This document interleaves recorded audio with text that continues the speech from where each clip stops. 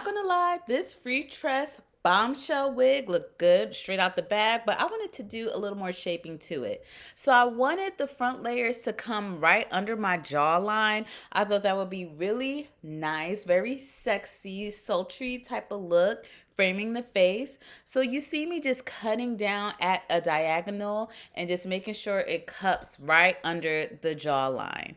Once I checked it and was satisfied with it, then I moved on to splitting my hair into two sections.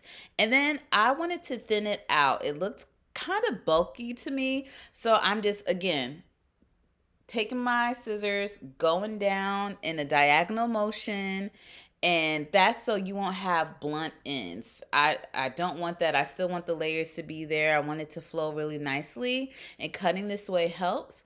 Then I separated that one half into two sections. And again, I'm just cutting down at a diagonal, making sure I'm keeping the layers, and the curls will still look nice with this. Do not do a blunt cut. And I didn't want it to feel so heavy. I wanted a little bit of a lightness to it. That's why I am going in with the scissors. And I'm like, okay, yes, we took out some of the bulk.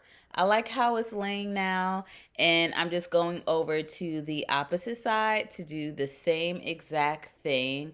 I just wanted it to look even. And there you have it. I'm like, okay, I just wanted it a little bit shorter too. It was very, very long. I'm working with the other half and just making sure that the curls are going in the direction I want them to. And then now the fun part, the bangs. They were a little too long for me in the middle, near the middle part. So I just took a little piece and I just started to cut. And yes, I wanted it right. Okay, right on top of the cheekbone, just resting on there, accentuating the cheekbones. I love it. I also went in and just tried to cut the opposite side. It's a little awkward when you're doing it on yourself, and I'm sure there was an easier way to do that, but look, that was just how my brain was working at the time. I'm really taking my time to cut because once you cut too much, you can't go back, honey. You can't go back at all. So I'm just making sure I fringe it out, that there's no blunt cut. So I'm like going in and making little bitty cuts just to make sure it doesn't look sharp and crazy. I am taking my e.l.f. concealer and going down my part. It just makes the part look a little more natural because this is a synthetic wig. There are added tricks you need to do to make it look more natural.